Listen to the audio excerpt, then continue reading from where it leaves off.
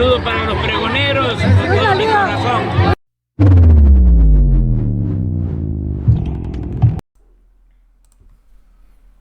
Amigos, bienvenidos a una nueva transmisión más. Es un placer estar nuevamente con ustedes, servidor Irún Rodríguez, transmitiéndoles desde su canal Pregonero Informa. Antes de iros de lleno a la información, si es de tu agrado, apóyame con ese like, compártela para que pueda llegar a más gente y se entere de esta situación. De antemano te sigo deseando un excelente sábado 18 de marzo del 2023. Si nos estás viendo por primera vez, muchísimas gracias por tu tiempo y por tu espacio. Solamente pido tu apoyo con la suscripción para que cada día podamos ser más en esta gran familia pregonera. Señores, todos sabemos lo que está causando y el revuelo que tiene la reforma electoral. Dicho sea de paso, los últimos acontecimientos han sido la manera tan desagradable en cómo se ha comportado este presidente, que gracias a Dios ya se va en abril. Por eso la diputada Julieta Ramírez, en su intervención y ante la burla y ante esa falta de respeto, agradeció lo que hizo el diputado Hamlet Almaguer. Durante esa sesión le cayó la boca a Lorenzo Córdoba y también a Ciro Murayama y mostró toda esa corrupción que quieren ocultar. El mismo Sergio Luna también cada día lleva ese conteo en el que ya faltan 18 días. Esto lo publicó todavía el día 16, estamos a 18. Ya falta menos, 17 días para que se larguen estos dos. Sin embargo, hay que aplaudir, porque se pararon en el alma mater del señor Lorenzo Córdoba, en la UNAM, y van a ver cómo tanto Abraham Mendieta, la diputada Andrea Chávez, Citlali Hernández y también Antares Vázquez se plantan y hablan sobre la reforma electoral. Simplemente hablando sobre la realidad y lo que quieren seguir defendiendo estos miserables en su propia casa o en su alma mater, en donde va a regresar el señor a impartir clases o lo que vaya a hacer ahí en la UNAM. Así se la cantaron a Lorenzo Córdoba y hablaron de la realidad de la reforma electoral. Creo que regresa como investigador. En fin. Y eso es algo que el Estado mexicano, tal y como se heredó en el momento en el que se tomó el poder democráticamente en 2018 por la marea de las urnas, no lo tiene.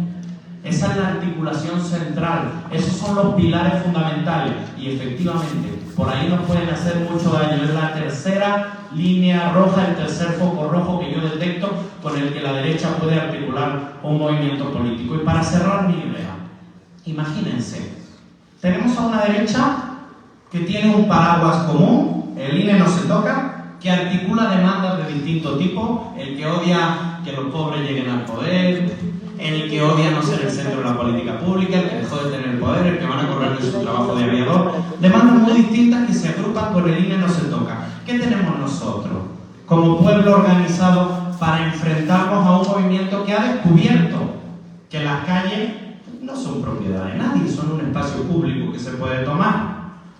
Pues lo que nos hizo nacer, lo que nos hizo crecer también en las calles. Por eso, para cerrar mi idea, les pido por favor que este sábado 18 de marzo vayamos todas y todos al Zócalo Capitalino a defender la soberanía nacional.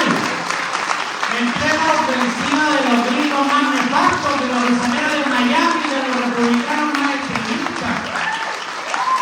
Tenemos una oportunidad de oro de seguir construyendo ese poder popular que va a hacer que esto siga siendo como siempre ha sido, una fábrica de corazones, de cuadros, de cariño, que nos haga hacer política con el corazón por delante y con los dolores de la gente presente. Muchas gracias.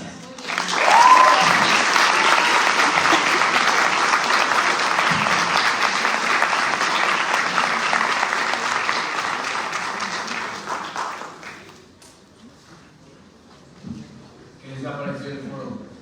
No. Bueno, ¿a quién no le ha tocado defender en la cena de Navidad, la cena familiar, a la izquierda? Todos tenemos una atrapanista. Todos. Del Partido Popular, en mi caso. Y siempre a la derecha se le aplaude, pero por no hacer nada. Parcial, falta Pero a la toda UNAM luces no lo de queremos. objetividad. Y a eso voy. Parece que aquí se están atrincherando. Yo confío en que la universidad y la comunidad universitaria no lo va a permitir, porque aquí no son bienvenidos, al igual que en la democracia mexicana, al igual que en los poderes públicos, en la comunidad universitaria tampoco lo son. Quiero agradecer con todo el corazón a quienes organizaron este foro y nos convocaron, a Citlali, a Antares, a Abraham y a una servidora, y por supuesto a todas y todos ustedes a hablar un ratito de política. Me parece muy interesante el problema que se intenta poner en el centro en esta discusión, el privilegio. La derecha, el proyecto neoliberal, que todavía tiene representantes en la Cámara de Diputados, en el Senado de la República, en el Poder Judicial, en los congresos locales, en algunas entidades federativas, en algunos ayuntamientos, en muchas alcaldías aquí en la Ciudad de México, han intentado pasar el debate del Plan B en materia electoral, en leyes secundarias, a lo laboral, que vamos a afectar los derechos laborales de tanto los consejeros como de algunos empleados del Instituto Nacional Electoral. Y quiero comenzar hablando de esas mentiras. ¿Por qué no son derechos laborales y son privilegios de los cuales han gozado durante muchos años y tenemos que ya por fin terminar con ese hoyo en el saco? Miren, ustedes saben que la derecha se manifestó en noviembre del año pasado con una marcha en donde participaron algunos cuantos miles de ciudadanos mexicanos, y luego el pasado 26 de febrero realizaron una concentración masiva en el Zócalo capitalino, nada desdeñable, hay que decirlo, hay que reconocerlo, basado en mentiras. La primera de ellas es la cuestión laboral. Miren, ¿cómo va a ser un derecho laboral que los consejeros del INE cobraran una dote matrimonial cada que se casaban? Luis Carlos Ugalde, habiéndose casado con Lía Limón, actual alcaldesa de la Álvaro Obregón, cobró una dote matrimonial de tu dinero, de nuestro dinero, por una cantidad mayor a los 200,000 pesos. Y si se casaban 2 veces, podían volverlo a cobrar. Lorenzo Córdoba ya le tocó época de vacas flacas y la dote matrimonial que cobró rondaba los 50,000 pesos. ¿Les parece que la dote matrimonial es un derecho laboral de los consejeros del INE? ¿Quieren conocer otro derecho laboral que respetan y defienden los conservadores? El seguro de gastos médicos mayores. Por supuesto que quieren tener instituciones privadas porque ellos, a través de sus representantes en el Congreso, en la Cámara de Diputados, en el Senado de la República, en el Congreso de la Unión, se dedicaron a desmantelar lo público. Y como el IMSS, el ISSSTE, el Seguro Popular estaban desmantelados, por supuesto que ellos se tenían que proteger con un seguro de gastos médicos mayores, del cual aún gozan. Eso no es un derecho laboral. Y si lo fuera, ¿por qué no lo tienen todas las y los trabajadores de México? Otro de los derechos laborales que ellos consideran debería ser una prerrogativa personal, individual, es el seguro de retiro individualizado. ¿Saben cuánto va a cobrar Ciro Murayama al irse? 9 millones de pesos de nuestro dinero a través de un fideicomiso, de un fondo que se ejerce de manera discrecional. ¿Y saben cuánto va a cobrar Lorenzo Córdoba? 11 millones de pesos. Ese es el problema cuando el privilegio está presente en lo público, nos priva a las demás, a las mexicanas y a los mexicanos de gozar de más programas sociales, de más pensiones para adultos mayores, de más apoyos para las personas con discapacidad, para las madres trabajadoras, madres de niñas y niños menores de 4 años, de las becas para las jóvenes, para los jóvenes estudiantes. Ese es el problema cuando el privilegio se asienta en lo público, porque son millones de pesos. Yo no me puedo imaginar cuánto dinero se va a llevar Edmundo Jacobo cuando por fin logremos desterrarlo del Instituto Nacional Electoral. Imagínense que el elemento de legitimidad que trae debajo de la mano es un amparo para poder mantener esos privilegios. Y efectivamente, si estos dos angelitos, uno se va a llevar 9 millones y el otro 8 millones, igual que los otros dos consejeros, imagínense a Edmundo Jacobo, que juntaría 18 años. Esta es una mentada de madre para todos los mexicanos, y discúlpenme ustedes, no suelo hablar así, pero es que es una realidad. Y qué bueno por parte de todos ellos que se pararon ahí en la UNAM a hablar sobre este tema, porque el señor va a regresar, y que lo sepan. Aparte de su jubilación, va a regresar al señor a recibir su sueldazo ahí en la UNAM, que es otra irregularidad, porque el señor también lo debieron de haber sacado, pero le estuvieron haciendo prórrogas y prórrogas, violando los estatutos de la misma institución. De eso sí no dicen nada, ¿verdad? De eso sí no dicen absolutamente nada. Para mí es un privilegio estar hoy en la UNAM, nuestra llamada máxima casa de estudios. Y es nuestra. ¿Por qué? Porque es una universidad pública que puede ser la única del país que es en verdad gratuita. ¿Sí? Que ustedes gozan del derecho que acabamos de lograr en esta legislatura, en la pasada legislatura, al decretar en el artículo 3 de la Constitución que la educación superior es una responsabilidad del Estado. Es por primera vez que hay. Y hay una ley general de educación superior que así lo refrenda y que además busca la gratuidad de la educación superior pública. Y ustedes gozan de este derecho que en mi estado nuestros jóvenes no tienen, aún en la Universidad de Guanajuato, en ninguna universidad pública, porque todavía no es una realidad para todas y todos. Y por eso celebro estar aquí y me da mucho gusto que ustedes estén interesados en el debate público de las ciudades públicas de los temas fundamentales del país. Estamos viviendo el arranque de la cuarta transformación. Esta cuarta transformación que se dice mucho, ¿no? Y la 4T, pero ¿qué representa? Y a lo mejor, como dice mi presidente, ustedes ni saben qué quiere decir un disco rayado, pero así dice, como disco rayado en mis tiempos eran los LPs, esos que se rayaban y repetían y repetían y repetían. Y entonces tenemos la obligación de repetir una serie de cosas, sobre todo para las y los jóvenes, porque hay cosas que no sabían, porque no les tocó vivirlas. Entonces, habla el presidente de la primera transformación, aquella de la independencia, la guerra de independencia, que el pueblo de México se levantó con palos y piedras, era el ejército que andaba, el pueblo que salió de Dolores Hidalgo en mi estado, ¿sí? Que ni sabían bien muchas cosas, ni tenían rutas y por supuesto ninguna formación militar, pero estaban hasta la coronilla de ¿quién? De los panistas de la época, los mismos, son los mismos, no se llamaban panistas, pero son los mismos, es el mismo pensamiento conservador de qué? De privilegios. Y miren, la 4T, decimos nosotros, que viene a desmontar el neoliberalismo, somos antineoliberalistas. Ha sido una época muy fea, muy perniciosa para el pueblo de México, que en 40 años devastaron. ¿Cuáles son los preceptos? Ustedes son muchos de la Facultad de Derecho, de la Facultad de Economía, saben bien lo que el neoliberalismo busca, que es desmontar al Estado, esa es la verdad. Es decir, buscar la economía de mercado, que ha probado que eso así no sirve. El neoliberalismo ha probado su fracaso a nivel internacional.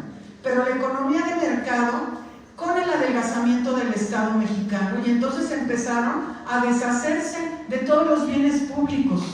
Todo lo público les estorba y el Estado que se haga chiquititito. Y entonces, ¿qué hicieron?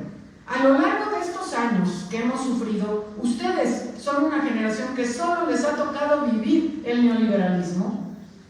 Nosotros, los que venimos de otras épocas, muy poquitos años antes que ustedes, por supuesto, pero vimos otras cosas también, de cuando el Estado tenía la responsabilidad de amainar las desigualdades.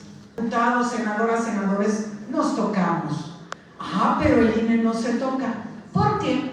Durante la época neoliberal se dedicaron a construir un estado paralelo, porque el pueblo de México empezó ya a rebelarse, y lo vivimos en el 2005, 2006, y en el 2002 el pueblo de México, pero el INE ayudó muchísimo a que el pueblo de México no prosperara.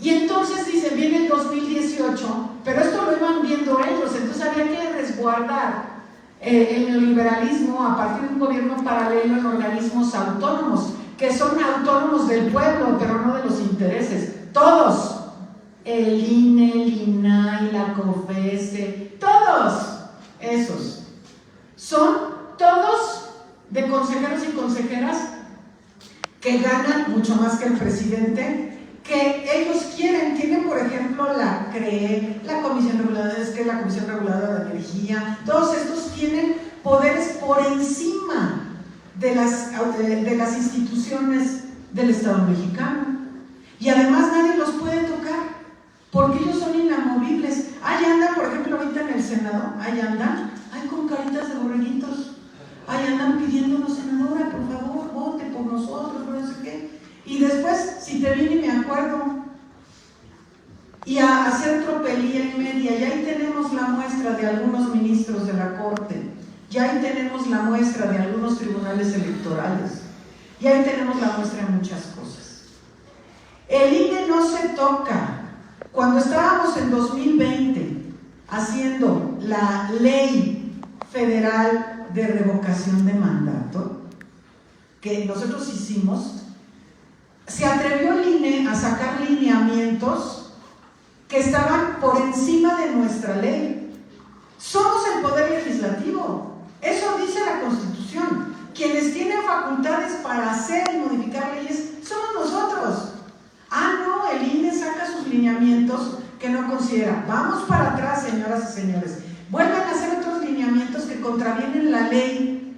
Y entonces hacemos nosotros, ya en el periodo de restricción para la revocación de mandato el año antepasado, y resulta que sacamos hicimos una moción de explicación, que es, nosotros tenemos derecho, nosotros hicimos la ley, podemos explicarla. No, nos querían sancionar los señores del INE todopoderosos al Poder Legislativo por explicar una ley que nosotros emitimos. Y efectivamente, como dice Andrea, las legisladoras sí se tocan y lo que quieren es inhabilitarnos. A mí me sentenció la sala especializada del Tribunal Electoral por decir en tribuna del Senado, donde se supone que yo tengo inviolabilidad parlamentaria y puedo decir lo que se me pegue en mi gana, y les dije a los panistas, y así lo publiqué en mi Facebook y en mi Twitter, los panistas que parecían muñequitas de Sololoy porque andaban tirándose al piso porque el pueblo de México les dijo traidores a la patria después de que votaron en contra de la reforma eléctrica. Las muñequitas de Sololoy, claro que ustedes no las conocieron, pero eran de un material extremadamente frágil, y era de fragilidad, y no era un estereotipo de género. Me denunciaron unas diputadas federales que ni topo, ni las he visto, nunca he hablado con ellas, no sé cómo se llaman, y era porque yo promovía estereotipos de género, y me sentenciaron por violencia política en razón de género, y a estar en el padrón de violentos de género. Y además, la magistrada, la única mujer de la sala, razonó su voto. Y, por favor, esos chavos de derecho, cuando sean jueces, por favor, guarden las formas siquiera, ¿no? Porque razonó de su voto a favor de la sentencia en mi contra, y el título era "Yo sí les creo". Una jueza, como si fuera la marcha del 8 de marzo. ¿Y dónde está la ley? ¿Y en qué sustenta la señora? Afortunadamente la sala superior tumbó su sentencia mafiosa. Lo que quieren es que nos vean así como que peligrositas para la derecha. Entonces, pues bueno, hay que bajar a estas loquitas y que se queden inhabilitadas y que no puedan estar en ninguna boleta posteriormente, ¿no? Entonces, es esa mafia la que no se toca, porque ellos quieren estar por encima del Estado mexicano y, por supuesto, la democracia no les importa. Cuando hicimos la reforma constitucional para añadir a la Constitución el tema de revocación de mandato y de consulta popular, se pararon los panistas en la tribuna todos. ¡Atentado contra la democracia! Todo lo que haga el pueblo es un asunto menor. Ahora dicen esos que defienden al INE, que claro que no defienden al INE por lo que representa, sino los privilegios, dicen que gracias al INE López Obrador y nosotros llegamos. ¡Ah, caray! ¿Y los 30 millones de votos? ¿Cómo fue? Porque además, conociéndolo, no me digan que no hicieron fraude. Claro que hicieron, pero no les alcanzó con el tsunami de votos que el pueblo de México emitió. Buenísima la intervención y la plática, la charla que tuvo con varios estudiantes en la UNAM. Todos estos legisladores, parte de ellos, en su casita o en su alma mater de Lorenzo Córdoba, hablaron sobre la reforma electoral y sobre que el INE es el alma de la democracia, cuando vemos que al menos durante esa gestión de la burocracia dorada no lo fue así. Nos vemos en una siguiente emisión, señores. Que sigan pasando un bonito día. Servidor Irwin Rodríguez transmitiéndoles desde su canal. Recuerden, la información está ahí y depende de todos nosotros el pregonarla. Nos vemos en una siguiente emisión.